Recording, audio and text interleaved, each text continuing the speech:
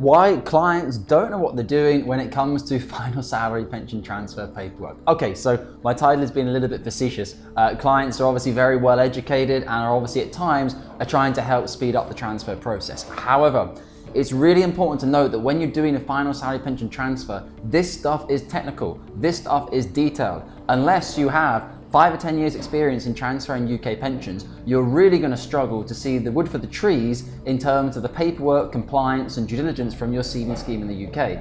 In effect, this is why you should always do everything through your independent financial advisor. If you want to have a conversation with myself, you can book in below via the description to my Calendly at a time and diary that suits you, or you can also drop me a short message on WhatsApp. We can start a more informal conversation there before getting you booked in for your free initial consultation. Okay, so this is an example which came onto my desk just a couple of weeks ago. I'm going to be sharing my screen with you today, obviously redacting the information for client protection, but obviously for you just to understand how things can go wrong when it comes to the technicality of DB pension transfers.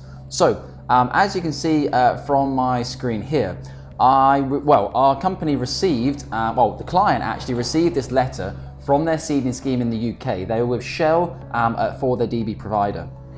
Thank you for your completed due diligence questionnaire. Based on the information you provided, the trustees decided they were unable to authorise the payment of your transfer on this occasion. Now we read that and thought, this is odd. This is really strange. Why? They've been through the authorised advice process. We submitted the client sign forms, the SIP sign form, it's a financial advice declaration. There must be a mistake here. Something has happened. It's very rare for this to happen. Reason for this decision. The government has introduced rules requiring 1 or 2 conditions to be met before you have the right for a transfer value to be paid. The trustee can only make the transfer payment if either the first condition, broadly, that the receiving scheme is a public service pension scheme or a specific type of scheme known as a master trust. Basically, that cuts out all SIPs, okay? Even huge household name SIPs would not be classified under that first point. Or the second condition, broadly, there is no reason that the potential indicators of a pension scam activity at present is satisfied. So effectively, they go through their due diligence, you're transferring out to a SIP, okay, it's not a master trust scheme, it's not a public sector pension, but whatever, we're happy there's no scam happening here, we're going to proceed with the pension transfer. On this occasion, the trustee has decided that neither the first nor the second condition have been satisfied and you have lost your statutory right to transfer because the proposed receiving scheme is not a public service pension scheme or a master trust scheme, the first condition. That's absolutely normal. This happens on all SIP transfers because no SIP by definition can be a public service pension scheme. A public service pension scheme is like a government public service pension scheme. So by definition, all clients transferring into a SIP fall into the same category of the same issue. But then the second point they have to clear as the pension scheme in the UK is the client at risk of a scam here, or are they just doing a normal SIP transfer to a SIP that we're familiar with, etc., and everything is fine, as such we'll proceed with the transfer.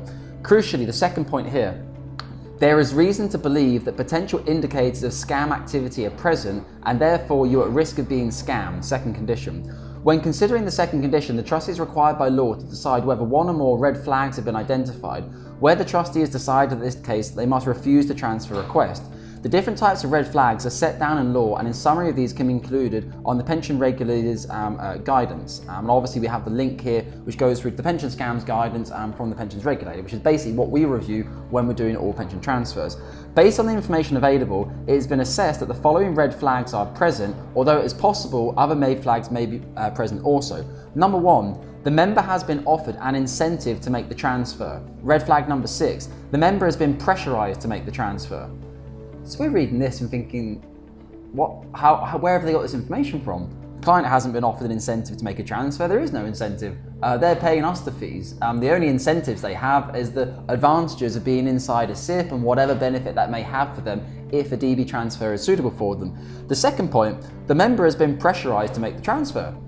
We're thinking, well again, that doesn't make any sense at all. What's happened here? So, we reached out to the client, our advisor Jonathan did, and Jonathan said, what's happened here? And then she said, yeah, I received some forms from the scheme, don't worry, I filled them all in and sent them back.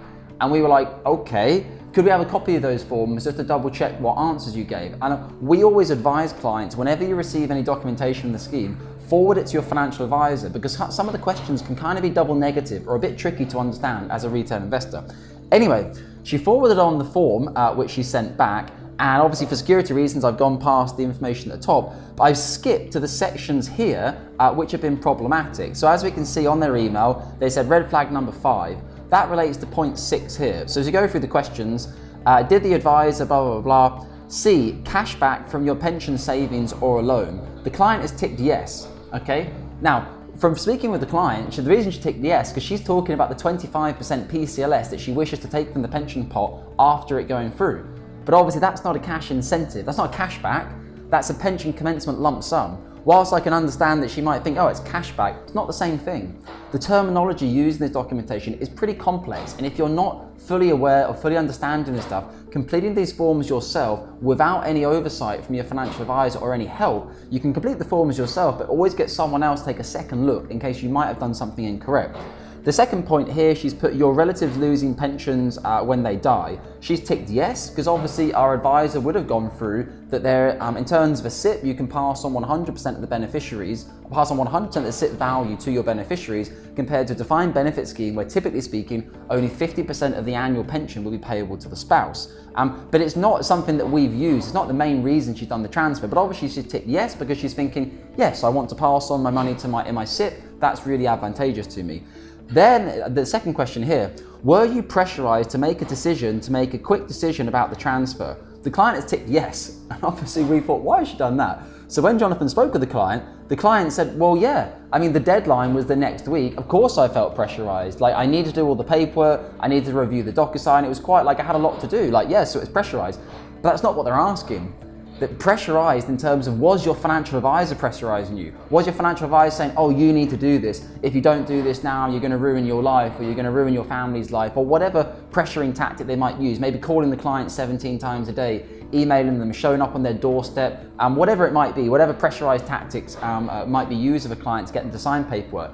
And the client obviously said, oh God, no, that's not what I meant at all. But it just goes to show that even simple forms like this, double negative questions, terminology, it can be really difficult to understand exactly what is going on in these forms. So this is why, rather facetious at the beginning, clients don't know what they're talking about. This often happens that clients are actually trying to be really helpful. They're trying to return paperwork as quick as possible, but I always advise all clients, share everything with your financial advisor. Your financial advisor may look through your forms and say, yep, everything looks absolutely normal there. Please proceed and send them back. But they might just pick out these small little things. This is currently had to go back to Shell. Obviously we called the scheme and said, guys, we've just spoken to the client. The client was actually a bit misunderstood on these questions. They could have been a little bit clearer in terms of what you actually meant by these, but whatever. The client had to email the scheme, and then the scheme has to make the decision, okay, is the client really understanding, or is she only now emailing because they told her to email? Obviously the client called them, and it's actually a very astute and smart individual, and she got in touch with the scheme and smoothed everything out. But this is a classic example of how,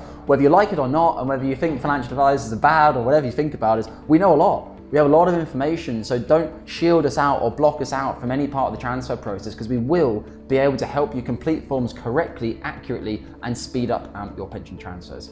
Guys, I hope that's been very useful for you. So clients do know what they're talking about, but obviously sometimes they can make small mistakes and errors, which can be very, very costly in terms of the advice process. I hope you found today's video valuable, and as always, take care with your UK pension assets.